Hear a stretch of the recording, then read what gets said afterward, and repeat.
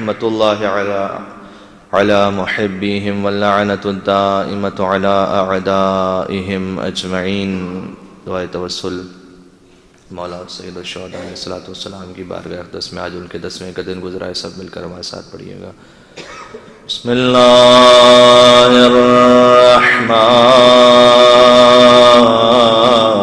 الرحیم. یا ابا عبداللہ یا حسین ابن علی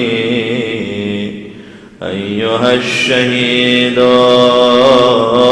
یا ابن رسول اللہ یا حجت اللہ علی خلقہ یا سیدنا و مولانا انا توجہنا واستشفعنا وتوسلنا بك إلى الله وقدمناك بين يدي حاجاتنا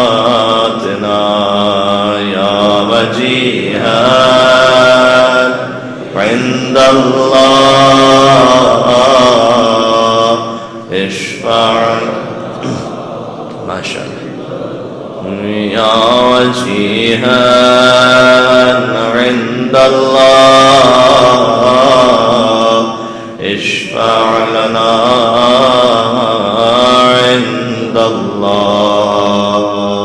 صلوات على محمد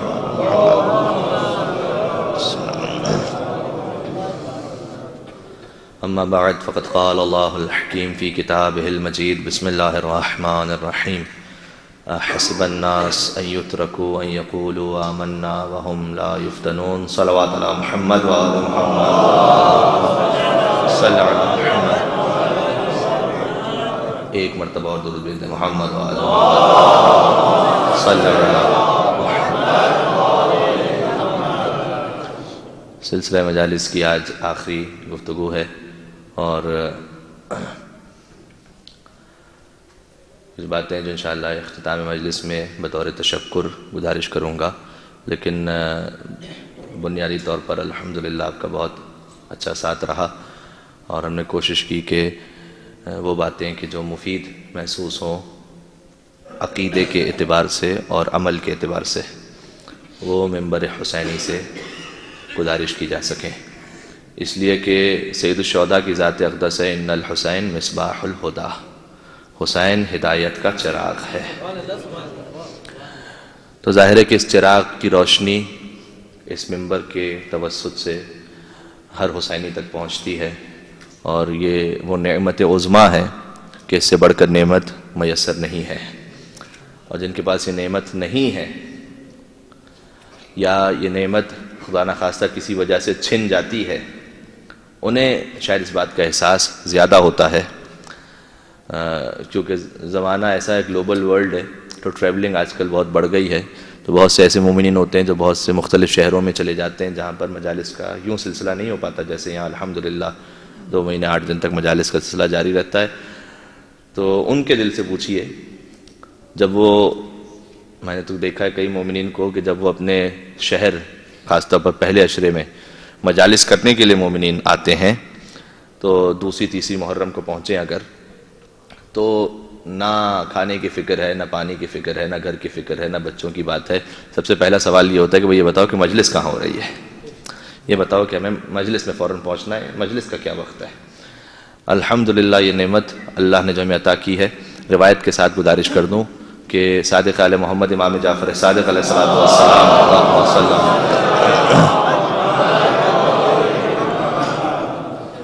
مولا کی خدمت میں ایک شخص آیا، اس نے آ کر کہا کہ مولا میں بہت فقیر ہوں، تنگ دست ہوں بہت، میری مدد فرمائیے. امام نے کہا کہ ہم تیری مدد تو کر دیں گے لیکن تو اپنے آپ کو فقیر نہ کہہ، تو فقیر نہیں ہے، اللہ نے تجھے بہت بڑی دولت عطا کی ہے.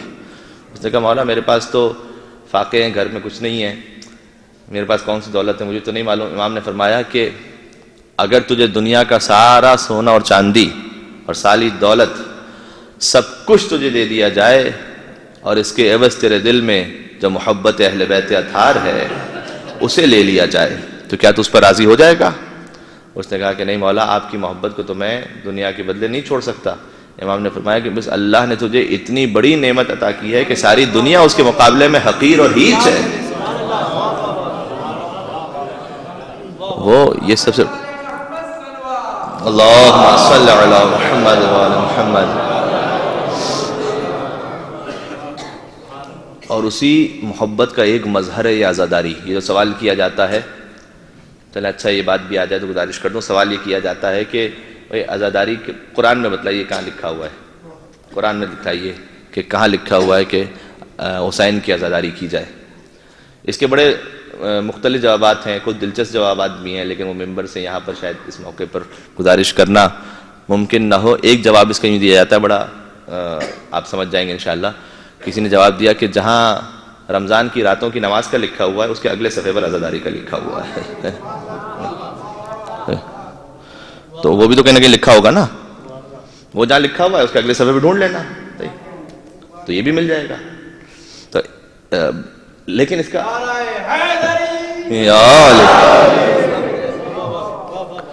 تو وہ بتلائیے تو اس کے اگلے صفحے پہ دیکھ لیجئے گا۔ اچھا دوسرا یہ، اس کا جواب ایک اور بھی ہے اور بڑا بنیادی اور درست جواب ہے یہ کہ قرآن کریم، اس میں اگر قرآن کریم سے آپ حسین کی عزاداری کی ایک ایک شکل، مثلا علم ہے، تعزیہ ہے، فرش عزا ہے، ممبر ہے، یہ نکالنا چاہیں تو سید الشہداء کی عزاداری تو بات کی بات ہے، پہلے تو آپ 2 رکعت فجر کی نماز قرآن کریم سے نکال نہیں سکتے۔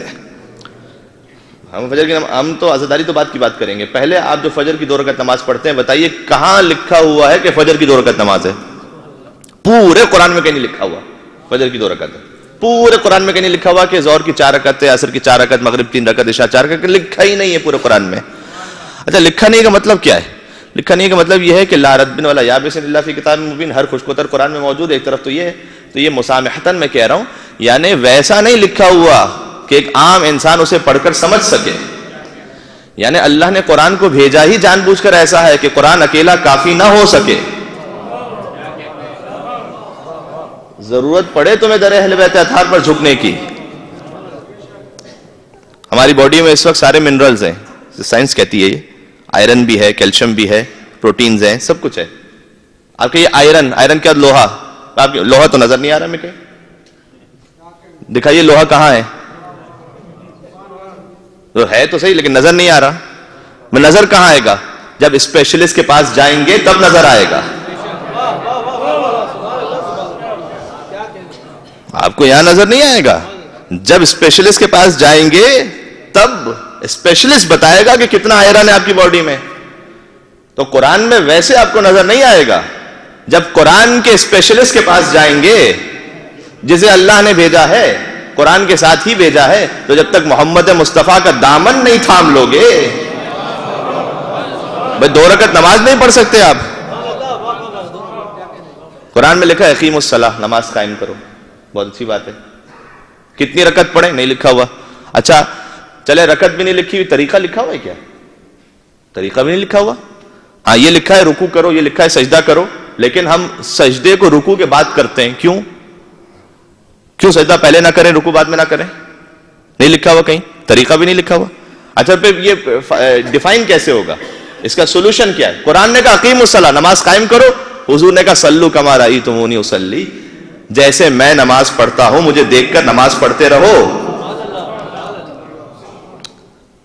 تو قرآن صامت اور قرآن ناطق، اچھا کیا فقط قرآن کا یہ معاملہ ہے؟ روزہ، یا ایھا الذین آمنوا کتب علیکم الصیام کما کتب علی الذین من قبلکم لعلکم تتقون، ہر سننے والے کو یاد ہوگی۔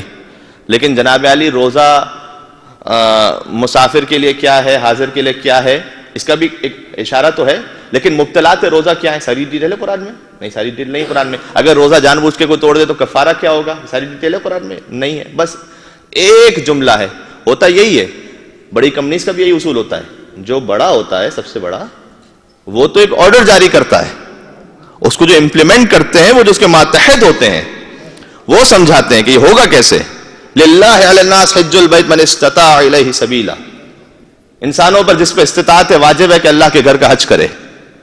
حج کے مسائل جو جانتے ہیں، حج پر کتنی کلاسز ہوتی ہیں حج کی، اور عمرہ ایک، وہ میں اس جانب جانا نہیں چاہ رہا تھا، لیکن بڑا معروف واقعہ نا نوے امام کا، یحییٰ ابن اکثم سے جو پوچھا تھا سوال، ٹھیک ہے سب کو پتا ہے. حالت احرام میں کوئی شکار کر لے، وہ تو ایک مسئلہ تھا خالی، حالت احرام میں کوئی شکار کر لے تو اس کا کفارہ کیا ہے، اور امام نے کہا تجھے سوال کرنا بھی نہیں آتا تو اس کا جواب کیا دیا جائے.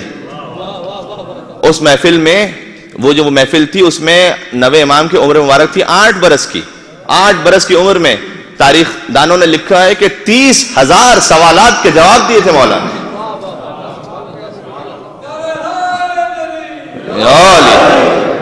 30,000 سوال ایک 8 سال کے بچے نے.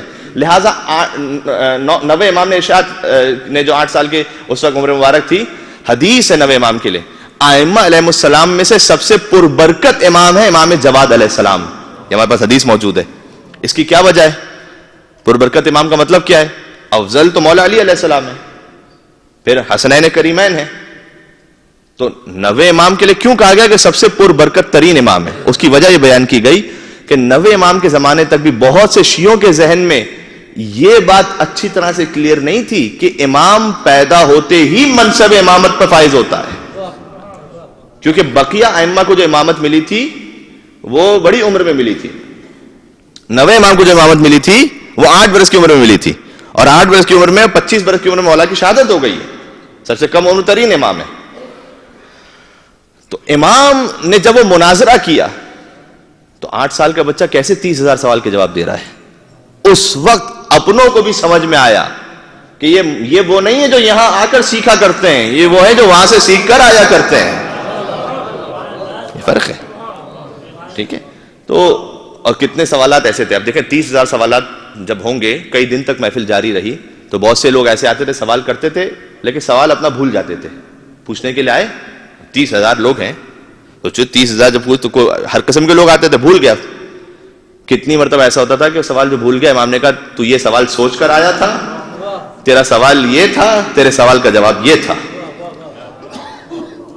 اس وقت پھر امتحان کے لیے جو یحییٰ ابن اکثم آیا اور اس نے سوال کیا کہ یہ بتلائیے کہ حالت احرام میں کوئی شکار کر لے تو کیا کفارہ ہے. الکلام تجر الکلام، بات سے بات نکلتی جاتی ہے، لیکن میرے موضوع سے بالکل مربوط ہے. یہ کہ امامت وہ عہدہ ہے کہ اگر امامت نہیں ہے تو کبھی آپ تحفظ نبوت نہیں کر پائیں گے. نبوت کے تحفظ کے لیے ضروری ہے کہ کوئی نبی جیسا ہو. عہدہ نبوت تو ختم ہو گیا سرکار ختمی مرتبت پر، لیکن نبی جیسا کوئی ہو، اسی لیول پر، اسی اسٹیٹس پر. ایک شاعر تھے، بلکہ 2 شاعر تھے، ایک اہل تشیع سے ایک اہل سنت سے. دونوں کی دوستی تھی بہت، ہونے بھی چاہیے، اچھی بات ہے. اس میں جو اہل تشیع شاعر تھے وہ ہمیشہ اہل بیت کے فضائل پہ اشعار کہا کرتے تھے. تو جو اہل تسنن کے شاعر تھے وہ کہتے تھے بھائی تم کبھی ہمیشہ علی کی فضیلت، کبھی شہزادی کونین کی فضیلت، کبھی حسنین کریمین کی فضیلت، اس سے آگے تم بڑھتے ہی نہیں ہو کہیں. تو وہ جواب دیتے تھے انسان جس کا کھاتا ہے اسی کا گاتا ہے. تو میں تو انہی کے فضائل بیان کروں گا. اچھا تمہیں اتنا زوم ہے اپنے آپ پر، تم انہی کے فضائل بیان کرو گے، تب میں تمہیں ایک ایسا مصرع دیتا ہوں، اس مصرے پر تم اگر کوئی اہل بیت کے فضائل بیان کر دو تب میں تمہاری عظمت کا قائل ہو جاؤں گا. کہو. میں نے کہا کہ ایسا مشکل مصرع دو جس کا سر پیر نہ ہو. اب دیکھیں شعر جوڑ پاتا ہے، یعنی اس نے مصرع دیا کہ الٹ کر پلٹ کر، پلٹ کر الٹ کر. اس پہ اب کیا، اب کون سی فضیلت جوڑیں گے اس پر؟ الٹ کر پلٹ کر، پلٹ کر الٹ کر. اس نے کہا بہت اچھا مصرع ہے، اس پہ تو بہترین اہل بیت اطہار کی فضائل بیان ہو سکتے ہیں. اس نے کہا اس پہ بھی فضائل بیان ہو سکتے ہیں. کہا یہ تو ایسا مصرع ہے جس پر فقط حیدر کرار کی نہیں، ہمارے تمام ائمہ کے فضائل اس مصرے میں بیان ہو سکتے ہیں. کیسے؟ اس نے شعر مکمل کیا، اس مصرے کے اوپر ایک دوسرا مصرع لکھا، اپنا مصرع اوپر، یہ مصرع نیچے، شعر مکمل کر دیا. غور کیجئے گا کہ نبوت کا جلوہ امامت میں دیکھو، نبوت کا جلوہ امامت میں دیکھو، الٹ کر پلٹ کر، پلٹ کر الٹ کر.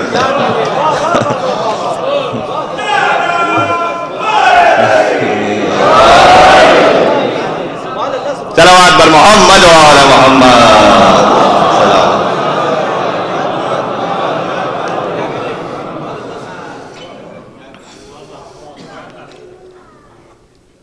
جب 90 امام کی امامت کا اعلان ہوا 8 برس کی عمر میں، اور کسی نے اعتراض کیا کہ 8 برس کا بچہ کیسے امام ہو سکتا ہے؟ امت کی رہبری 8 برس کا بچہ، غور کیجئے گا، یہ سن لینا آسان ہے لیکن تصور کرنا کہ ایک 8 برس کا بچہ ہو اسے ہم امام مان لیں.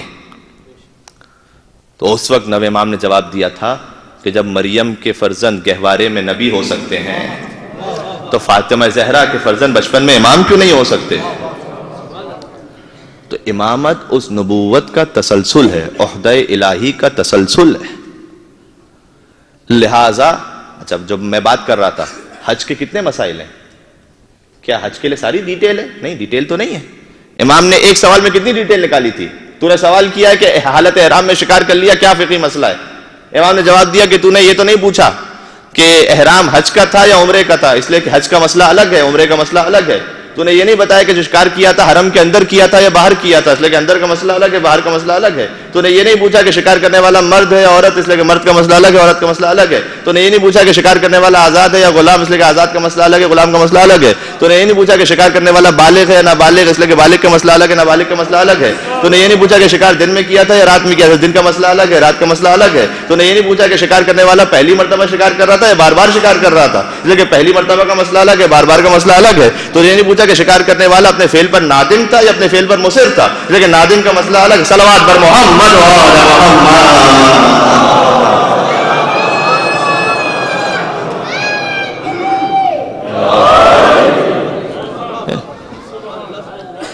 یہ ایک شکار کے اتنے مسائل ہیں، کیا سب قرآن کریم میں ہمیں نظر آ رہا ہے کہ لکھا ہوا ہے؟ ہاں، اسپیشلسٹ کے پاس جانا پڑے گا، وہ بتائیں گے. اور یہ میں مبالغہ رہا نہیں کر رہا کہ وہ بتائیں گے قرآن سے. اللہ اکبر. قرآن کریم میں حروف مقطعات جو ہیں، حامیم عین سین قاف، ابن عباس نے کہا کہ امیر المومنین ساری اقوام جو ماضی میں گزر چکی ہیں ان کا حال ہمیں حامیم سے بتا دیتے تھے، اور جو مستقبل میں آئی ہیں، آنے والی ہیں، ان کا حال علی عین سین قاف سے کشف کر لیا کرتے تھے. یہ ایک ایک حرف قیامت ہے اس میں، پھر ٹھیک ہے، انسائکلوپیڈیا ایک ایک حرف. لیکن ضرورت ہے کہ یہاں اس در پر آئیں، ٹھیک ہے. اچھا، اس کا مطلب کیا ہوا؟ ڈیٹیل ملتی ہے احادیث میں، سنت میں. جناب علی محبت اہل بیت، اس کی آیت موجود ہے قرآن میں، وَلَا أَسْأَلُكُمْ عَلَيْهِ أَجْرًا إِلَّا الْمَوَدَّةَ فِي الْقُرْبَى. ہاں، محبت کے تقاضے کیا کیا ہوں گے؟ علم بھی ہے، جلوس بھی ہے، تعزیہ بھی ہے. محبت کا مطلب یہ ہوتا ہے کہ انسان اس کی خوشی میں خوش ہو جاتا ہے، غم میں غمگین ہو جاتا ہے. جنازے میں سینکڑوں لوگ شریک ہوتے ہیں، کیا سب کے سب رو رہے ہوتے ہیں؟ نہیں، سب رو نہیں رہے ہوتے. جب پوچھا جائے بھائی یہ دو کیوں رو رہے ہیں، کہا یہ ان کے اپنے ہیں. انسان جس کو اپنا سمجھتا ہے اس کے غم میں روتا ہے. کیا مسلمان کے لیے خوش قسمتی کی بات نہیں ہوگی جب حسین کا ذکر ہو رہا ہو اور آپ کی آنکھوں سے آنسو جاری ہو رہے ہوں اور ملائکہ رسول اللہ سے پوچھیں کہ اے اللہ کے رسول، آپ کا نواسا مارا گیا ہے، یہ کیوں رو رہے ہیں؟ اور حضور کہتے ہیں یہ اس لیے رو رہے ہیں کہ یہ میرے اپنے ہیں، یہ میرے اپنے اس لیے رو رہے ہیں. تو جو اپنا ہوگا اس کی آنکھ میں آنسو آئیں گے. اور ہمارے یہاں اچھا، یہ وہ سلسلہ ہدایت میں نے عرض کیا. امامت تسلسل ہے نبوت کا، عہدہ الہی کا.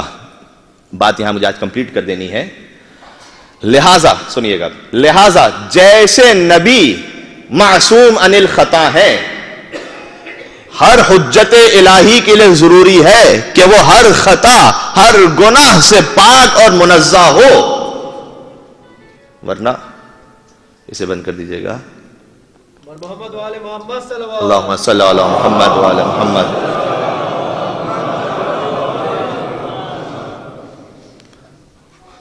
ورنہ حجت الہی اس پر حرف آ جائے گا. اچھا، ہم نے کسے امام مانا؟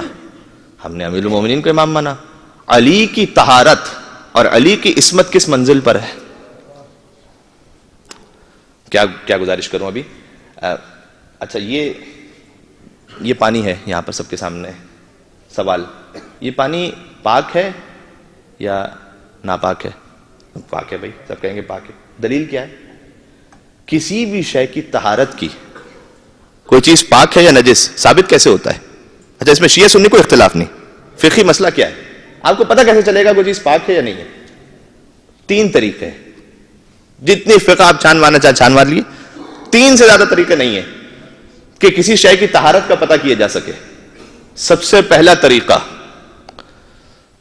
2 عادل کسی کے بارے میں کہیں، کسی چیز کے بارے میں کہ جناب یہ پاک ہے، اب آپ کو تحقیق کرنے کی ضرورت ہی نہیں ہے، ٹھیک ہے نا؟ آپ ایک جگہ پہنچے اور اوپر سے پانی گرا آپ کے کپڑوں پر، یہ کپڑے پاک ہیں یا نجس ہے؟ پتہ نہیں ابھی۔ 2 عادل انہوں نے کہا کہ نہیں ہمیں پتہ ہے یہ جو اوپر سے پانی گرا ہے یہ نجس پانی نہیں ہے، ہم جانتے ہیں یہ پاک ہے۔ 2 عادلوں نے کہہ دیا، آپ کی ذمہ داری ختم ہو گئی، یعنی پاک ہے، ختم۔ ایک طریقہ یہ۔ دوسرا طریقہ یہ جو صاحب ید ہے، صاحب ید وہ کہہ دے کہ یہ چیز پاک ہے۔ صاحب ید یعنی مالک۔ آپ کسی گھر پہنچے، آپ نے پوچھا جناب یہ پانی پاک ہے یا نہیں؟ آپ نے کہا جناب، اس نے کہا میرے گھر میں ہے، میں مالک ہوں اس کا، یہ پاک ہے۔ یہ گلاس پاک ہے یا نہیں؟ جو مالک ہے وہ کہہ دے۔ دوسرا طریقہ یہ ہے صاحب ید، 2 عادل یا مالک۔ تیسرا طریقہ کیا ہے؟ تیسرا طریقہ یہ ہے کہ آپ کو کسی بھی طریقے سے، ان 2 کے علاوہ بھی، آپ یقین کی منزل پر پہنچ گئے، کسی قابل اعتماد نے کہہ دیا، ٹھیک ہے، آپ یقین پر پہنچ گئے کہ نہیں یہ پاک ہوگا۔ جب پاک ہوگا اب اس کے بارے میں تحقیق کرنے کی ضرورت نہیں ہے، وہ پاک ہے۔ 3 سے زیادہ طریقے نہیں ہیں، ٹھیک ہے؟ آپ کو خود یقین ہو جائے، کیوں؟ اس لیے کہ آپ نے خود سبیل سے پانی لیا، یہ آپ کو خود یقین ہو گیا، بات ختم ہو گئی۔ ایک یہ کہ خود یقین ہو جائے کسی بھی طرح سے، ایک یہ کہ مالک کہہ دے، ایک یہ کہ 2 عادل کہتے ہیں۔ 3 طریقے۔ علی کی طہارت گزارش کروں؟ اللہ اکبر۔ خود یقین ہو جائے کہ وہ شے پاک ہے، کیا کعبے میں ولادت سے بڑھ کے کوئی یقین چاہیے تمہیں؟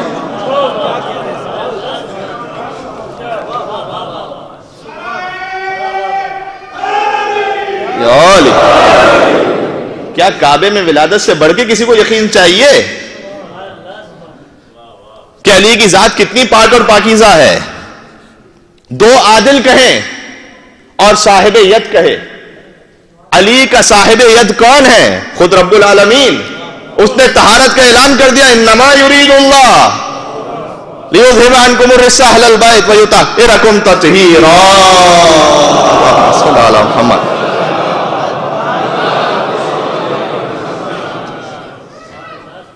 ایک کعبے سے ہمیں یقین ہو گیا، ایک صاحب ید نے بتا دیا۔ 2 عادل کون سے ہیں؟ 2 عادل کیا اس سے بڑھ کے ملیں گے کہ جو آیت لا رہا تھا وہ جبرائیل تھا، جو آیت سنا رہا تھا وہ محمد مصطفیٰ تھا۔ علی اس صاحب تطہیر کا نام ہے، اور یہ ہم نے انہیں امام کیوں منتخب کیا؟ اس لیے کہ رسول اللہ کے بعد زمام امامت، زمام امت وہ ایسے ہاتھ میں ہونی چاہیے کہ جو ایسا پاک اور پاکیزہ ہو کہ جو کہہ دے وہ حکم الہی ہو، خطا کا امکان نہ ہو، غلطی کا امکان نہ ہو، گویا رسول جیسا ہو۔ اور رسول جیسا علی تو ویسے تھے، علی تو یہ ایک روایت آپ کو گزارش کر دوں، ایک مرتبہ آسمان سے ایک پرندہ نازل ہوا، ملک تھا پرندے کی شکل میں، مسجد نبوی میں آیا، رسول اللہ کے ہاتھ پہ بیٹھ گیا، دست مبارک پر۔ حسنین کریمین بھی موجود تھے، امیر المومنین بھی موجود تھے، باقی اصحاب بھی موجود تھے۔ رسول اللہ کے ہاتھ پہ بیٹھا، اس کے بعد پرواز کرتا ہوا علی کے ہاتھ پر آیا، علی کے ہاتھ پہ بیٹھا، ملک تھا فرشتہ، اس کے بعد بیٹھا حسنین کریمین کے ہاتھوں میں، اڑ کر جانے لگا تو ایک محترم تشریف فرماتے، انہوں نے کہا یا رسول اللہ ہمارے ہاتھ پہ بھی بیٹھ جاتا کاشی ہے۔ اس وقت رسول اللہ نے اس فرشتے سے پوچھا، اس پرندے سے، اس سے پوچھا کہ بھئی تم فقط میرے ہاتھ میں، علی کے ہاتھ میں، حسنین کے ہاتھ میں کیوں، کسی اور کے ہاتھ میں کیوں نہیں گئے؟ اس نے جواب دیا کہ یا رسول اللہ انی لا اقعد علی ارض عصی علیہ اللہ وکیف اقعد علی ید عصت اللہ۔ یا رسول اللہ میں تو کسی ایسی زمین پر نہیں بیٹھتا جس پر گناہ ہوا ہو، اس ہاتھ پر کیسے بیٹھ سکتا ہوں جو گناہوں سے آلودہ ہو؟ سمجھ میں آ گیا کہ رسول جیسے کچھ ہیں فقط، جن کی زندگی میں کبھی کوئی گناہ، کوئی ترک اولا اس کا شائبہ نہیں ہے۔ کرم اللہ وجہہ کا مطلب کیا ہے؟ وہ چہرہ جو کبھی بتوں کے آگے نہ جھکا ہو۔ سوال کرتے ہیں جناب علی کلمہ کب پڑھا تھا؟ میں کہتا ہوں کلمہ سیریمنی ان کی ہوتی ہے جو پہلے کافر رہ چکے ہوں.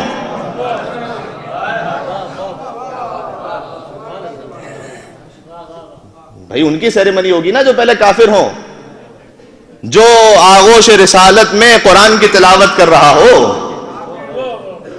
متا اسلم علی, ان چھٹے امام سے پوچھا کہ علی کب مسلمان ہوئے, کہا متا کفر علی, علی کافر کب تھے کہ ان کے اسلام لانے کی بات کی جائے. تو رسول جیسا یہ ہونا ضروری ہے. اچھا بات ظاہر ہے کہ آج مجھے سمیٹ دینی ہے. اچھا رسول جیسا, علی کو جب ظاہری خلافت ملی تھی تو کہاں بیٹھے تھے؟ وہاں بیٹھے تھے جہاں رسول بیٹھا کرتے تھے, اس منبر پر. مقام رسالت سے نیچے بیٹھتے تھے باقی احباب, مقام رسالت علی جب آئے وہاں بیٹھے جہاں رسول اللہ بیٹھا کرتے تھے. اور ابھی کچھ کہا نہیں, علی نے اپنے عمل سے سمجھا دیا تم یہ خیال نہ کرنا کہ رسول کے بعد یہ چوتھی خلافت ہے, میں رسول کی جگہ پر بیٹھ رہا ہوں, رسول کے بعد بلا فصل پہلی ہی خلافت ہے, یہاں بیٹھا ہوں میں. اور اس کے بعد کسی نے پوچھا اے علی یہاں رسول بیٹھتے تھے, ذرا نیچے آ جاتے تو بہتر تھا. کہ ماں حاضل آوار, یہ لکڑی کے ٹکڑے کی حیثیت رکھتے ہیں, یہ قدم تو وہ ہیں جو مہر نبوت پر پہنچ چکے ہیں.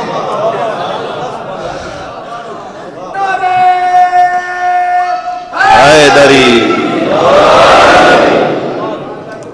وہ دن نہ ملیں گے وہ مقدر نہ ملے گا, کعبے کی قسم اب کوئی حیدر نہ ملے گا.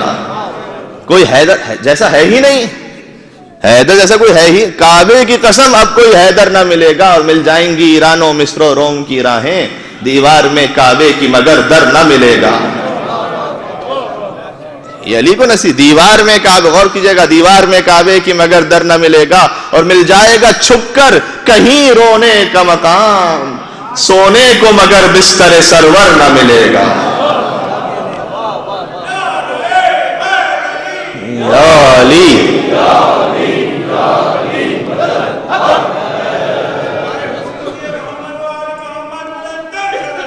اللہم صلی علی محمد وعلی محمد.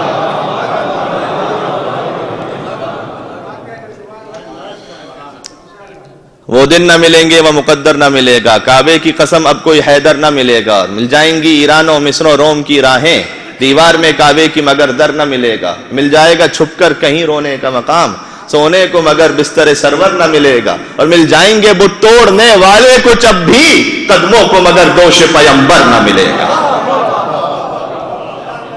اللہ اکبر, اللہ اکبر. تو وہ علی کہ جو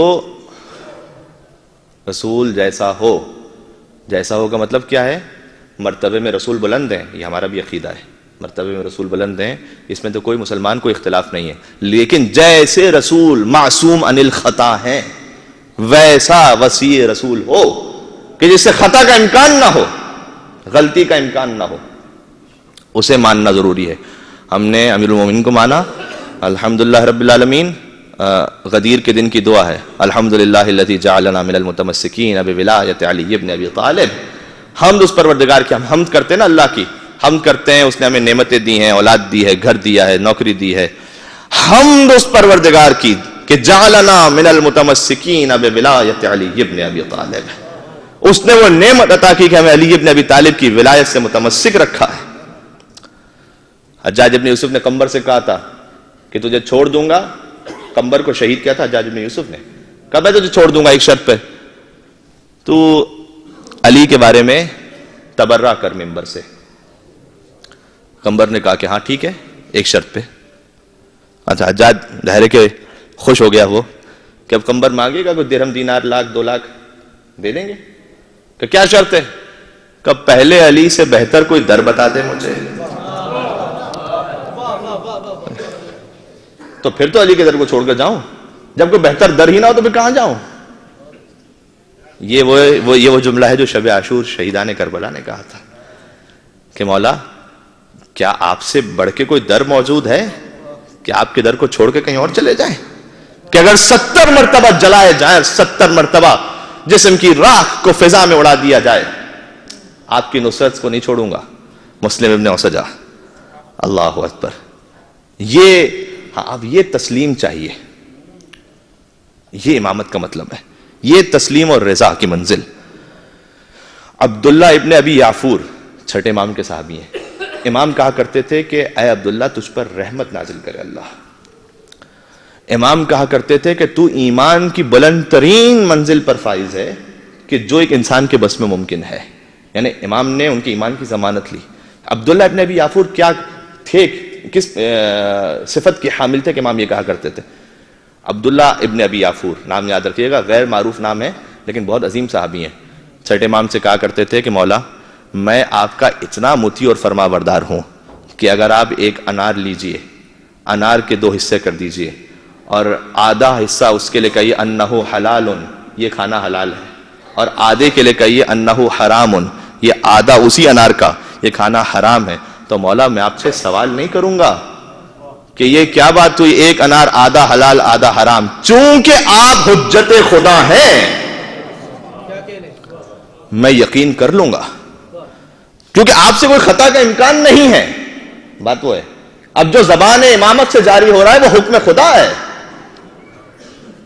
آپ میں خطا کا امکان نہیں ہے.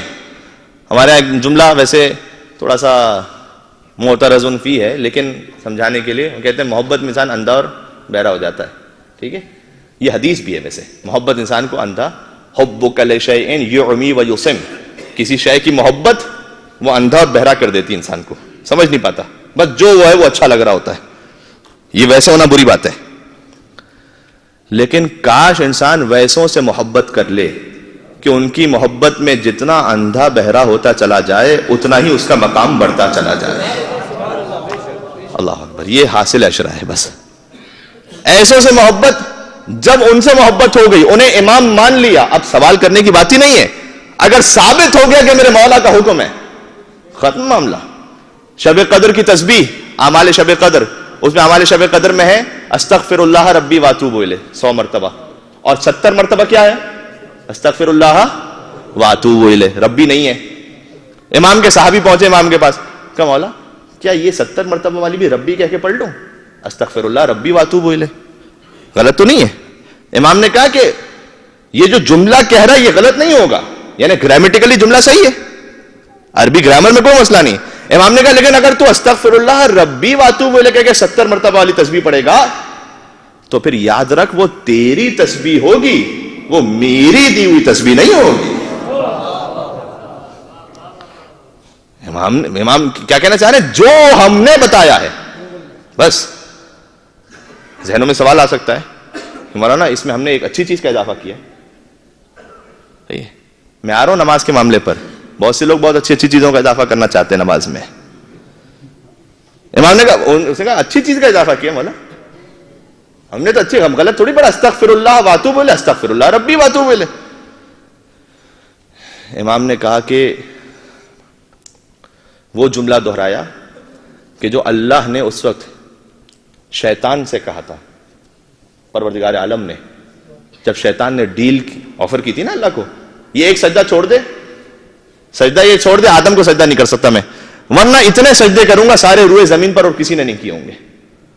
اللہ نے کہا اے ابلیس یاد رکھ, عبادت وہ نہیں ہے جو تو چاہے, عبادت وہ ہے کہ جو میں چاہوں.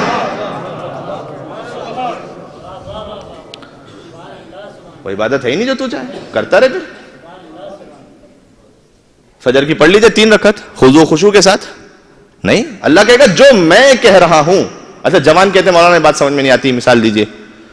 کبھی کبھار ایسا ہوتا ہے کہ آپ کو ضرورت ہوتی ہے چھوٹی چیز کی, یعنی ہوتا نا مولانا 2 کے بجائے 3 ہی تو پڑھی ہے, کم تھوڑی کہ زیادہ کیا ہے.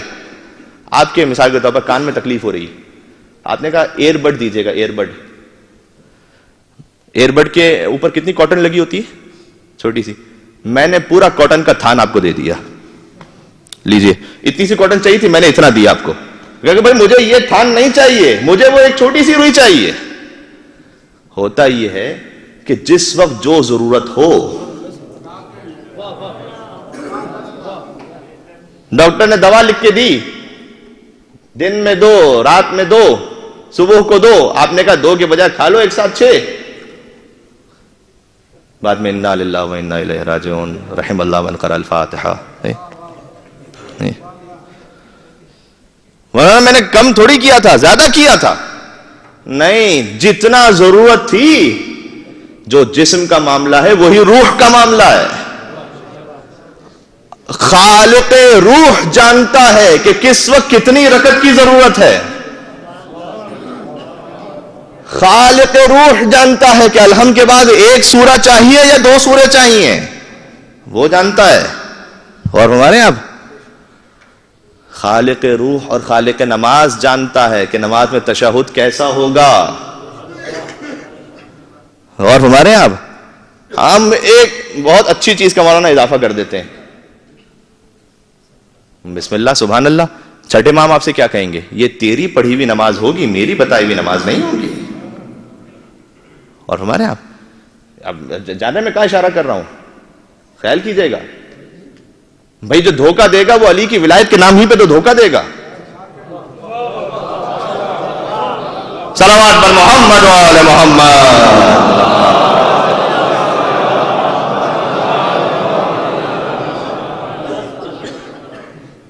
جیسے اللہ نے کہا ہے ویسے، یہ ہے تسلیم. اب یہ شیعت کی پہچان کیا ہوئی؟ مکتب اہل بیت کا تعارف ہمارا موضوع تھا. ائمہ علیہ السلام کی امامت، ہم نے انہیں اس لیے امام مانا کہ یہ رسول جیسے تھے محفوظ عن الخطا، غلطی کا امکان نہیں تھا. امام جب مان لیا آپ سر تسلیم خم، سرنڈر. اچھا یہ ایک منزل ہو گئی. مولا علی علیہ السلام سے لے کر میں آپ کو ایک ایک جملے میں لے کر آ جاتا ہوں زمانے کے امام تک، اور وہاں سے بات میں اپنا شرعی کی کمپلیٹ کر لوں. آج شرعی قسم کھا کر تو نہیں آیا، لیکن پورا ارادہ کر کے آیا ہوں کہ بات ٹائم میں مکمل کروں گا انشاءاللہ العزیز. آپ کو زحمت نہ ہو. شرعی قسم اس لیے کھا کے نہیں آیا کہ کفارہ ہو جائے گا پھر بعد میں. اور مجھے اندازہ ہے کہ اگلے سال کا کوٹا میں اس سال پورا کر چکا ہوں. بہت لمبی 1 گھنٹہ 15 منٹ 20 منٹ 25 منٹ بات ہو رہی تھی. انشاءاللہ اسے آپ ذہن میں محفوظ رکھیں گے تو زیادہ خوشی ہوگی. کسی ایک انسان کو بھی ہدایت نصیب ہو جائے تو جو ایک انسان کو ہدایت عطا کرے، قرآن کریم میں ہے کہ جیسے فَكَأَنَّمَا أَحْيَا النَّاسَ جَمِيعًا، اس نے ساری انسانیت کو زندہ کر دیا. انشاءاللہ ہم سب ایک دوسرے کی ہدایت کا باعث بن سکیں. اب رسول اللہ سے شروع کیجئے. میں آپ کو لے کے کہاں تک آنا چاہ رہا ہوں؟ زمانے کے امام تک. اللہم صلی علی محمد وعلی محمد. ایک بات اس سے پہلے اور سن لیجئے گا. علی کی ولایت کے ساتھ ساتھ میں نے عرض کیا تھا شیعت کے لیے ضروری ہے فاطمہ زہرا سلام اللہ علیہا کی وراثت. یہ بھی اتنی امپورٹنٹ ہے. اللہم صلی علی محمد. کوئی اگر بی بی کی وراثت کا قائل نہ ہو، اس بی بی کی عظمت کا، تو پھر اہل بیت اطہار کے فضائل پڑھنے والے تو بہت ہیں، لیکن جس کے دل میں شہزادی فاطمہ زہرا سلام اللہ علیہا کے قاتلوں کے لیے ذرا سی محبت ہو.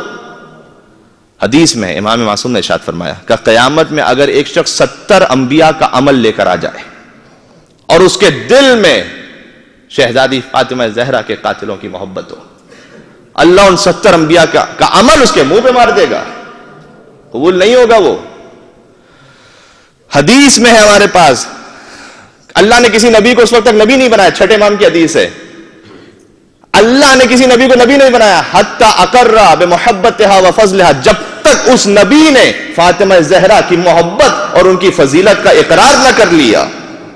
عالم ارواح میں انبیاء سے وعدہ لیا گیا تھا. تو یہ بیوی کی وراثت یہ اتنی ہی امپورٹنٹ ہے. ہاں کتنی امپورٹنٹ؟ لعنت کا مسئلہ ایک میں تھوڑا سا گزارش کر دوں. لعنت عربی زبان میں نے پہلے بھی کہا تھا گالی نہیں ہے، اردو میں آ کر یہ گالی بن گیا ہے. ٹھیک ہے، ہمیں تو بچوں کو سمجھانے کی ضرورت ہے.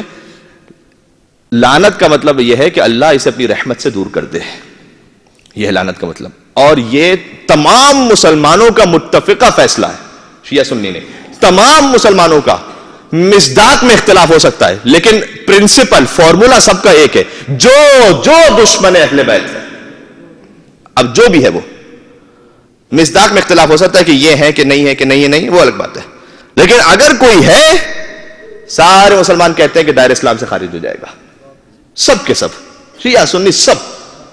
حتی ڈاکٹر اسرار احمد کی بات میں آپ کو بتا رہا ہوں، انہوں نے بھی یہ کہا تھا. انہوں نے لاہور میں ایک مقام پر کہا تھا کہ اگر کسی کے دل میں ثابت ہو جائے کہ بغض فاطمہ زہرا تھا، ہو سکتا ہے شخصیتوں میں ہو کہ اس کے دل میں تھا کہ نہیں تھا وہ ڈیبیٹ ہے، لیکن جس کے دل میں بھی تھا ختم، وہ اسلام سے خارج ہے. یہ بنیاد ہے. اور ہمارے اور اتنی اہم بنیاد ہے، یہ آپ اپنے بچوں کو سکھائیں انشاءاللہ گھر جا کر. امام نے کہا اپنے صحابی سے مفضل سے کہ اے مفضل، اللہ نے تجھے 2 فرشتے عطا کیے ہیں ہر انسان کو. اس کا کام کیا ہے؟ نیکیاں لکھتا ہے. اس کا کام کیا ہے؟ برائیاں لکھتا ہے. امام نے فرمایا، کتنی خوبصورت حدیث ہے، امام نے فرمایا جب یہ بیزی ہوتا ہے، مفہوم امام کا، جب یہ بیزی ہوتا ہے تو یہ فارغ ہوتا ہے. صحیح نا، کامن سینس کی بات ہے. بھئی آپ جب نماز پڑھ رہے ہیں تو یہ فارغ ہے، یہ لکھ رہا ہے نیکیاں، اور جب یہ مصروف ہوتا ہے تو یہ فارغ ہوتا ہے. دنیا کا کوئی عمل ایسا نہیں ہے کہ جو ایک ہی وقت میں نیکی بھی ہو اور گناہ بھی ہو. ٹھیک ہے. امام نے کہا یہ لکھتا ہے تو یہ فارغ، یہ لکھتا ہے تو یہ فارغ.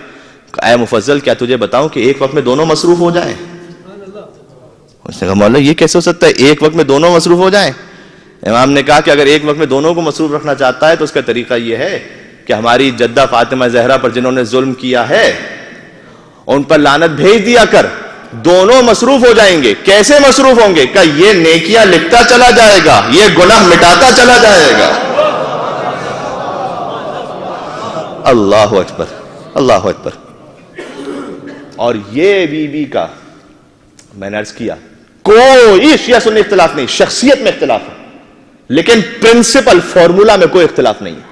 سب یہ کہتے ہیں جس کے دل میں بغض ہو بی بی کا وہ دائرہ اسلام سے باہر ہے، متفق علیہ سارے مسلمان. اور جس کو علم نہ ہو کہ کس کس نے بیوی پر ظلم کیا ہے تو ہمیں اس سے ہمدردی ہے، اسے ہمدردی ہے کیونکہ وہ لا علم ہے. اسے پتہ چل جائے کہ کس نے بیوی پر ظلم کیا ہے تو کبھی ظاہر ہے کہ کون اسے قبول کر سکتا ہے کہ جس نے بیوی پر ظلم کیا ہو.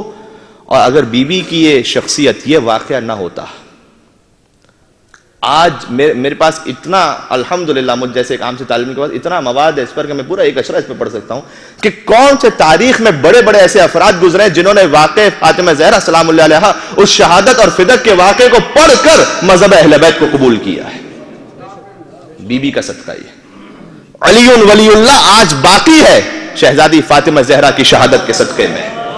اور ہمارے آپ اور کیجئے گا بڑے بڑے علماء جب بی بی کے واقعے پر پہنچے انہوں نے کہا نہیں بس اب اس سے بڑھ کے اب کیا حق ہوگا اس سے بڑھ کے. ٹھیک ہے. قاضی سعید الرحمن علوی، مجھے نہیں پتا کتنے ان کا نام سنا ہے نہیں سنا، یہ ماشاءاللہ بہت محب اہل بیت تھے. ملتان کا ضلع کھوکرا ایک ہے، اس میں انہوں نے اپنی زندگی کی آخری مجلس پڑھی تھی. نام لے کے اس لیے کہہ رہا ہوں کہ جو دیکھنا چاہے ریکارڈ وہ دیکھ سکتا ہے، ریکارڈ ہو رہی ہے مجلس. ضلع کھوکرا میں مجلس آخری پڑھتے ہوئے کہا تھا کہ کل میری وفات ہو جائے گی، کل میں دنیا سے چلا جاؤں گا. اور اگلی صبح ان کی وفات ہو گئی. صبح 4 بجے ہاسپٹل پہنچے تھے خود سے، کہنے لگے کہ میں مرنے والا ہوں اب. تو ڈاکٹر نے چیک اپ کیا، کہا نہیں بالکل آپ ٹھیک ہیں، آپ جائیے گھر پہ. کہا نہیں 4:12 پر میرا مولا مجھے لینے کے لیے آئے گا. اللہ اکبر، میں مرنے والا ہوں. قاضی سعید الرحمن علوی کیسے ہوئے تھے؟ مولوی اسماعیل صاحب اللہ غریق رحمت کرے، 6 دن تک مناظرہ چلتا رہا. 6 دن تک یہ دلیل وہ دلیل وہ دلیل وہ دلیل وہ دلیل وہ دلیل، ختم ہی نہیں ہو رہا تھا. آخر مولوی اسماعیل صاحب نے کہا کہ قاضی سعید الرحمن سب ختم، چھوڑ دو، مجھے کرنا ہی نہیں مناظرہ. بس وضو کرو، وضو کر کے قرآن ہاتھ میں لو، ایک ہاتھ میں قرآن ایک ہاتھ میں صحیح کتاب، اس کو لو اور کہو کہ فاطمہ زہرا دربار سے خالی ہاتھ واپس نہیں آئی تھیں. بس ان کا حق دے دیا گیا تھا، اتنا کہو قرآن ہاتھ پہ رکھ کے، بس ختم مناظرہ. انہوں نے کہا کہ بہت اچھی بات ہے. دل میں سوچا، کہتے تھانوں میں ادھر ادھر کچہری میں اتنے لوگ جھوٹی قسمیں قرآن کی کھاتے ہیں، میں کھا لوں گا کون سے فرق پڑے گا. دل میں خیال آیا یہ. ٹھیک ہے. کہتے میں نے خوشی خوشی وضو کیا، میں نے سوچا تھا کہ میں غلط قسم کھاؤں گا اور میرا مسئلہ حل ہو جائے گا، میری واہ واہ ہو جائے گی کہ میں مناظرہ جیت گیا. میں نے وضو کیا، قرآن ہاتھ میں لیا، کتاب ہاتھ میں لی. میں نے دیکھا کہ مولوی اسماعیل صاحب پیچھے بیٹھے ہوئے تھے، پگڑی جو ہے وہ کھلی ہوئی تھی اور دامن پہ پھیلائی ہوئی تھی اور آنکھوں سے آنسو بہ رہے تھے اور کہتے جاتے تھے کہ اے بی بی جتنا میرے بس میں تھا وہ میں نے کر دیا ہے نا، جو کچھ میرے بس میں تھا وہ میں نے کر دیا. باقی یہ قرآن ہے اور یہ سعید الرحمن ہے آپ کے حوالے. کہتے میں نے مڑ کر دیکھا، میرے دل میں شرم آئی. میں نے کہا اے سعید الرحمن تو بی بی کے نام پر قرآن ہاتھ پہ لے کے جھوٹ بولے گا؟ مجھ سے برداشت نہیں ہوا. میں نے کہا کہ میں قرآن کی قسم کھا کر کہتا ہوں فاطمہ زہرا خالی ہاتھ واپس آئی تھیں. کیا میری آنکھوں سے آنسو جاری تھے؟ ایک ایک شخص جو وہاں موجود تھا اس کی آنکھوں سے آنسو جاری تھے. میں نے کہا کہ میں قرآن کا واسطہ دے کر کہتا ہوں انہیں ان کا حق نہیں دیا گیا تھا. بس اتنا میں نے کہا اور پھر میرا دل بدل گیا، منقلب ہو گیا. بس میں علی کی ولایت پر آ گیا. بیوی کی شہادت اس لیے یہ اپنے بچوں کو ضرور منتقل کیجئے، خدا کے لیے منتقل کیجئے کہ کیا واقعہ تھا، کس طرح سے ظلم ہوا. اور الحمدللہ میں شارجہ امام بارگاہ کی حد تک کہہ سکتا ہوں مجھے پورا اطمینان ہے. کیوں؟ اس لیے کہ ایام فاطمیہ میں یہاں ماشاءاللہ 2 عشرے ہوتے ہیں. میں نے پوری دنیا میں کہیں نہیں دیکھا. الحمدللہ مولا کے ذکر کی برکت سے پتہ نہیں مولا نے کہاں کہاں دنیا میں مجھے پہنچایا، لیکن میں نے پوری دنیا میں کہیں نہیں دیکھا کہ دونوں شہادت کی تاریخوں پر عشرے ہوتے ہوں. ہم سے دیکھے ہیں میں نے ہوتے ہوئے عشرہ 10 روزہ مجال. الحمدللہ، خدا سلامت رکھے، خدا سلامت رکھے. لہذا بیوی کی شہادت کے عشرے میں بھی بھرپور انداز سے شرکت فرمایا کیجیے. جیسے عاشور ہوتا ہے نا، عاشور کا آغاز تو وہیں سے، قتل الحسین بالمدینہ، حسین کو تو مدینہ میں قتل کیا گیا. یہ ہمارے پاس کتاب میں جملہ موجود ہے، مدینہ میں قتل کیا، حسین تو کربلا میں ہوئے تھے شہید.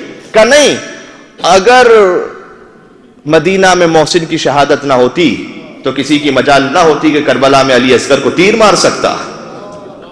حسین کی شہادت کا آغاز وہاں سے.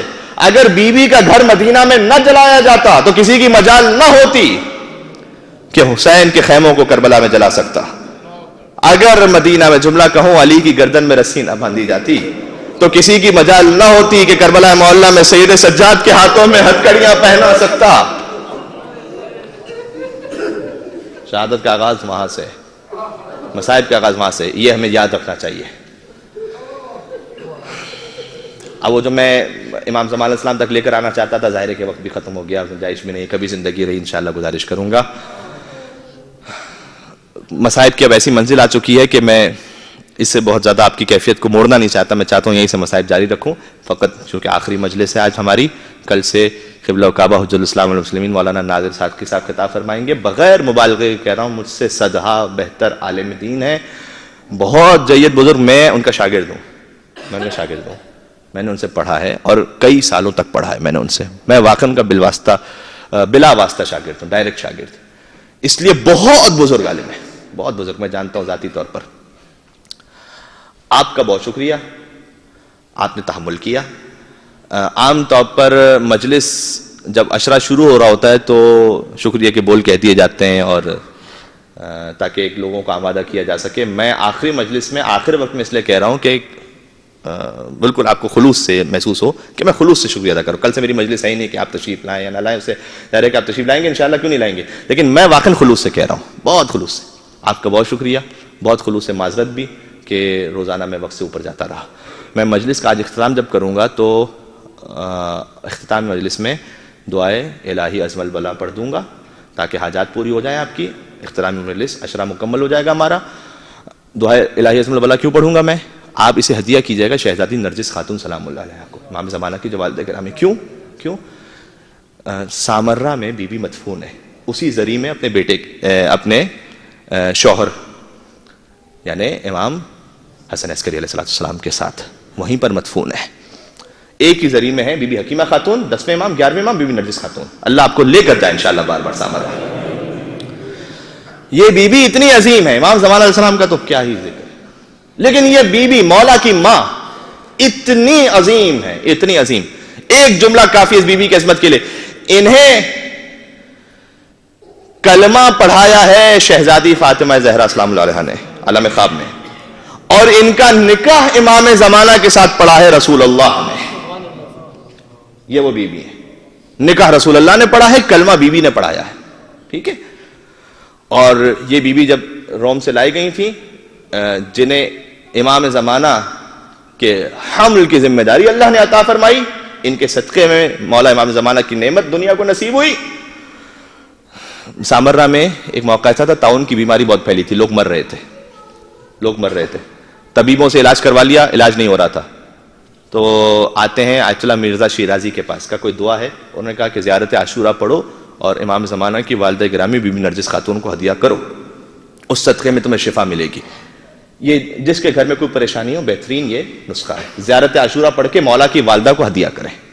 ہدیہ کرنے کا طریقہ کیا ہے؟ دل میں نیت خالی بس کہ میں امام کی والدہ گرامی کو یہ ہدیہ کرتا ہوں. آپ کا رزق کا مسئلہ ہے, آپ کا گھر کا کوئی اور مسئلہ ہے, جاب, ویزا, کوئی مسئلہ ہے, جو امام کی ماں کو پکارے تو امام کیسے اس کو لبیک نہیں کہیں گے؟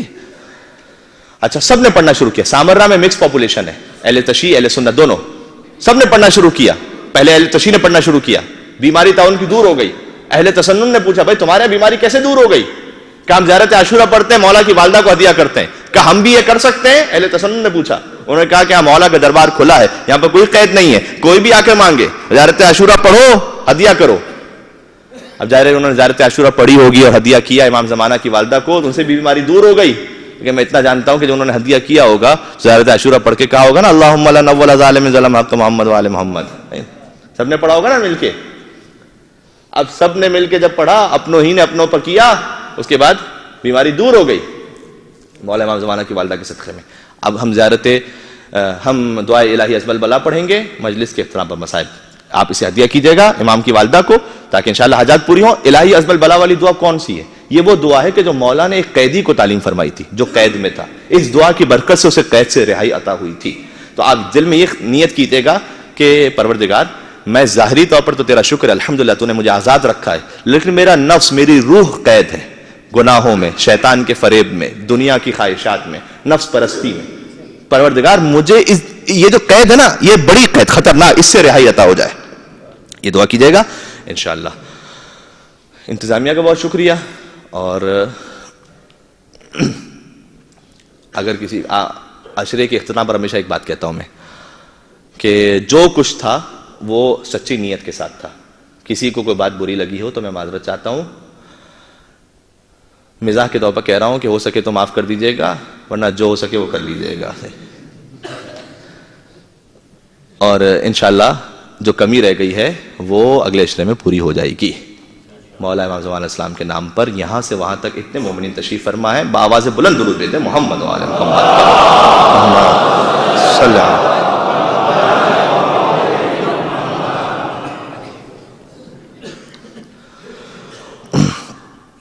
ایک اور خاص شکریہ, بارش اور سخت موسم کے باوجود آپ بہت بڑی تعداد میں ماشاءاللہ عشرہ ثانی کے اعتبار سے بہت بڑی تعداد میں آپ آتے رہے. مولا حسین علیہ السلام ان کی والدہ گرامی آپ کو جزا عنایت فرمائے انشاءاللہ. وہ حسین کہ جس نے 1,24,000 انبیاء کی محنتوں کو بچایا ہے, ان کا ذکر کرنے کے لیے ہم فرش عذاب پر ہیں. وہ حسین شب عاشور کے لیے کہا, کسی شاعر نے کہا, آدم سے محمد کی نبوت کا ثمر ہے, ایک رات پہ ٹھہرا ہوا صدیوں کا سفر ہے. اگر حسین نہ ہوتے آدم کی محنت بیکار, نوح کی محنت بیکار, ابراہیم, موسیٰ, عیسیٰ, سب کی محنتیں ضائع ہو جاتی اگر حسین کی قربانی نہ ہوتی. اور اگر اہل بیت حسین نہ ہوتے تو حسین کی قربانی بھی کربلا میں رہ جاتی. دیکھیں حسین کتنے زخم تھے امام کے جسم پر, کون شمار کر سکتا ہے. کسی نے میرے مولا سید سجاد سے پوچھا تھا کہ آپ کے بابا کے جسم پر کتنے زخم تھے. انہوں نے جواب نہیں دیا کہ کتنے زخم تھے, صرف انگشتری اتاری. کہ انگشتری دیکھ رہا ہے, اس کے نگینے کے برابر بھی میرے بابا کا کوئی حصہ سالم نہیں بچا تھا.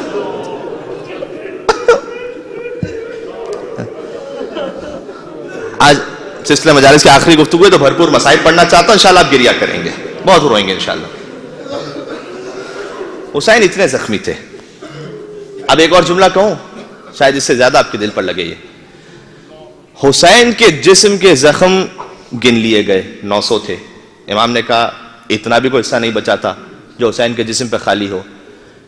حسین کے زخم تو شمار کر لیے گئے. کیا کوئی طریقہ ہے کہ سید سجاد کو لگنے والے زخم شمار کیے جا سکے؟ کوئی طریقہ ہے کہ راہ کربلا سے کوفہ اس بیمار نے کتنے پتھر کھائے تھے, کتنے تازیانے کھائے تھے؟ کوئی طریقہ ہے؟ اچھا یہ تو جسم کے زخم تھے, کیا کوئی طریقہ ہے کہ سید سجاد کو لگنے والے دل کے زخم شمار ہو سکیں؟ جب سکینہ کو کوئی راہ میں تماچا مارتا ہوگا تو بھائی دیکھ رہا ہوگا نا, بھائی دیکھ رہا ہوگا نا کہ کوئی میری بہن کو تماچا مار رہا ہے. بھائی دیکھ رہا ہوگا نا کہ سکینہ کو پانی دینے والا کوئی نہیں ہے. بھتیجا دیکھ رہا ہوگا نا کہ پھوپھی زینب کبریٰ کو کوئی تازیانہ مار رہا ہے. بھتیجے کی نگاہ ہوگی نا کہ زینب کے ہاتھ بندھے ہوئے ہیں، کوئی طریقہ ہے کہ دل کے زخم شمار ہو سکے؟ نہیں، کوئی طریقہ نہیں ہے۔ کسی نے سید سجاد سے پوچھا تھا کہ مولا شام غریبہ بیویوں کی کیفیت کیا تھی؟ مولا کے ہاتھ میں تسبیح تھی، تسبیح توڑ دی، دانے بکھرتے چلے گئے۔ کہ جیسے تسبیح کے دانے بکھر گئے ہیں، علی کی بیٹیاں فاطمہ کی بیٹیاں شام غریبہ بکھر گئی تھی۔ ایک معصوم بچی تھی جو باپ کا سینہ ڈھونڈ رہی تھی، ڈھونڈتے ڈھونڈتے مقتل پہنچی، باپ کو کیسے پہچانتی؟ اس لیے کہ سر کاٹ کے نو کے نیزہ پہ بلند ہو چکا تھا۔ سر کٹی لاش سے آواز آئی، الیہ الیہ یا بنیہ، اے میری بچی سکینہ تو یہاں آ جا۔ سکینہ پہنچی اپنے باپ کے لاشے پر اور فریاد کرنا شروع کی، کہا بابا میرے چہرے پر تماچوں کے نشان دیکھو، بابا شمر میرے گوشوارے لے گیا، میرے کانوں سے بہتا ہوا لہو دیکھو۔ یہ کہتے کہتے سکینہ خاموش ہوئی، کہا بابا لیکن آپ تو مجھ سے بھی زیادہ زخمی لگے۔ کہا بابا یہ گردن کی رگیں کس نے کاٹ لی؟ بابا لاشا کس نے؟ خدا نہ کرے کسی یتیمہ کو یہ منظر دیکھنا پڑے کہ باپ کا پاوا لاشا سامنے ہو۔ یہ وہ معصوم سی بچی ہے، جب زلجنا حسین کی شہادت کی خبر لے کر آیا تھا تو پیشانی پر خون تھا، تو زلجنا سے سوال کیا تھا، یا جواد ہے میرے بابا کے زلجنا یہ بتا، یہ نہیں پوچھا میرے بابا کو کتنی تلواریں ماری، کتنے نیزے مارے، کتنے تیر مارے، ایک سوال کیا، اب سوکیا ابھی کیا میرے بابا کو پانی ملا؟ ہم کو تلا شانا، یہ میرے بابا کو پیاسا ذبح کیا تھا۔ اللہ اکبر۔ ہاں اہل بیت کے غم میں گریے کا حق ہے، گریے کا حق ہے، اسی انداز سے گریہ کیا جائے۔ الحمدللہ رب، آپ کی آوازیں بلند ہیں۔ اور سکینہ نے جھک کر باپ کا بوسہ لیا، سر کٹی لاش کا بوسہ لیا، اور جب بوسہ لیا علماء کہتے ہیں آج منظر بدل گیا۔ ہمیشہ حسین جھک کر سکینہ کا بوسہ لیتے تھے، آج سکینہ نے جھک کر حسین کا بوسہ لیا۔ سید سجاد یہ سارے مناظر دیکھ رہے ہیں، یہ دل کے زخم ہے، یہ سید سجاد کے دل کے زخم ہے۔ بس ایک اور دل کا زخم سناؤں، مولا سید سجاد کے نام ہی پر مصائب اختتام کو پہنچا دوں گا، وہ کہ جس کے صدقے میں کائنات خلق ہوئی ہے، یہ ہے سید سجاد۔ سجاد اسیر جور ہوئے، افسوس کسی نے یہ نہ کہا، یہ پاؤں ستون کعبہ ہیں، زنجیر کسے پہناتے ہو۔ یہ وہ ہے جس کے صدقے میں کعبہ باقی ہے، قدموں میں زنجیریں تھیں۔ سید سجاد اور کون سے دل کے زخم ہے سنیے گا۔ اے مولا حسین، آپ نے صبح عاشور سے عصر عاشور تک لاشیں اٹھائے تھے، میری جان آپ پر نثار، لیکن آپ کا بیمار وہ ہے جس نے مردوں کے نہیں عورتوں کی لاشیں اٹھائے تھے۔ یہ ہے زخم سید سجاد۔ حسین نے لاشا اٹھایا، حبیب کا لاشا، مسلم کا لاشا، قاسم کا لاشا، اکبر کا لاشا، حد ہے کہ ننھے علی اصغر کا لاشا، لیکن سجاد نے کون سے لاشیں اٹھائے تھے؟ زندان شام میں سکینہ کا لاشا، مدینہ میں ماں ام رباب کا لاشا۔ یہ ہے سید سجاد کے دل کے زخم۔ جب بہن کا لاشا اٹھایا تو پھوپھی زینب کو دیکھ کر کہا تھا، پھوپھی اماں انا للہ و انا الیہ راجعون، میری سکینہ مجھے چھوڑ کر چلی گئیں۔ اور سکینہ کو جب دفن کیا، لحد میں اتارنا چاہتے تھے، سید سجاد کہتے ہیں 2 ہاتھ برآمد ہوئے کہ بیٹا سجاد میری امانت مجھے واپس کرنا دے۔ مجھے مقتل کا وہ جملہ مصائب کا یاد ہے، جب علی نے فاطمہ زہرا کو دفن کیا تھا 2 ہاتھ برآمد ہوئے تھے، علی نے اس وقت یہ کہا تھا یا رسول اللہ، علی شرمندہ ہے، آپ کی امانت واپس کر رہا ہے، لیکن ایسے کہ پسلیاں ٹوٹ چکی ہیں، پہلو شکستہ ہے۔ جب سید سجاد نے سکینہ کو حوالے کیا ہوگا تو کہا ہوگا نا، بابا تیرا لال تجھ سے شرمندہ ہے، منہ پر تماچوں کے نشان ہے، کانوں سے لہو ہاں جزاکم اللہ۔ چھٹے امام کے سامنے مصائب ہو رہے تھے، ابو بصیر رو رہے تھے، امام نے کہا ابو بصیر تو روتا کیوں نہیں؟ کہا مولا میرا رومال تر ہے، آنسوؤں سے تر ہے، میں رو رہا ہوں۔ امام نے کہا ابو بصیر آہستہ نہ رویا کر، میرے غم میں ویسے رویا کر جیسے ماں کے سامنے جیسے جوان کا لاشا تڑپ رہا ہو، بوڑھی ماں کیسے روئے گی اپنے جوان کے لیے، ویسے فریاد کر کے رویا کر۔ ایک ہے زندان شام میں سکینہ کا لاشا، اور ایک ہے مدینہ منورہ میں ماں ام رباب کا لاشا. رباب پوری روایت نہیں پڑھوں گا, ایک جملہ کہوں. رباب نے وعدہ کیا تھا نا سائے میں نہیں بیٹھوں گی. زینب کبریٰ نے آ کر گزارش کی, رباب نے کہا نہیں بی بی, آج مدینہ میں بارش تو ہے لیکن میرے مولا پر کربلا میں تیروں کی بارش, تیروں کی بارش ہے, میں سائے میں نہ آؤں گی. سید سجاد آگے بڑھے, معذر گرامی آپ اندر تشریف لے آئیے. ایک سوال کیا, دیکھیں یہ ہے امامت پر قربان ہونا. ایک سوال کیا, بیٹا یہ بتا, آج بیٹا بن کر کہہ رہا ہے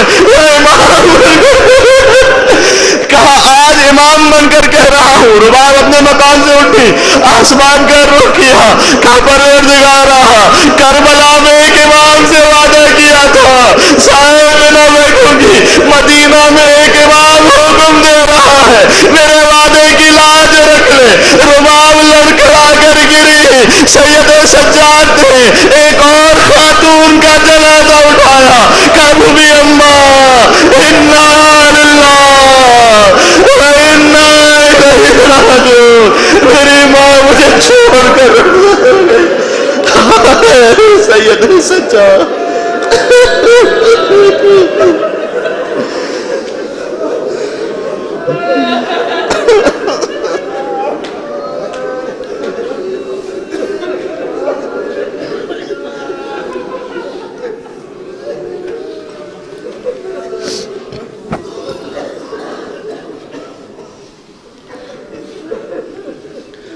بس آپ اپنی اپنی حاجات ذہن میں رکھیے گا, میں دعا پڑھ دیتا ہوں. اس دعا کے صدقے میں ہر مومن مومنہ کی حاجت انشاءاللہ قبول ہوگی انشاءاللہ. بسم اللہ الرحمن الرحیم. الہی عظم البلاء وبرح الخفاء وانكشف الغطاء وانقطع الرجاء وضاقت الأرض ومنعت السماء وأنت المستعان وإليك المشتكى وعليك المعول في شدة الرخاء. اللهم صل على محمد. ما شاء الله مل أولي الأمر الذين فرضت علينا طاعتهم وعرفتنا بذلك منزلتهم ففرج عنا بحقهم فرجا عاجلا قريبا كلمح البصر أو هو أقرب. يا محمد يا علي يا علي. ایک مرتبہ یا محمد یا علی یا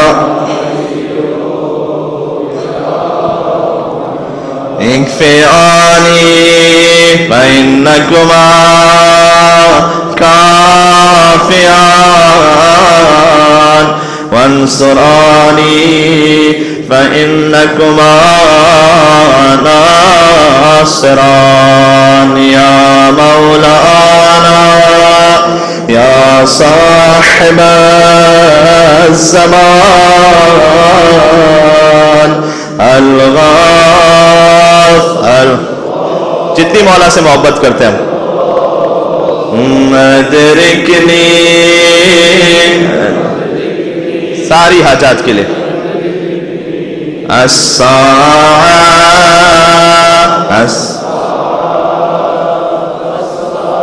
مل کے العجل العجل العجل یا ارحم الراحمین بحق محمد وآلہ الطاہرین.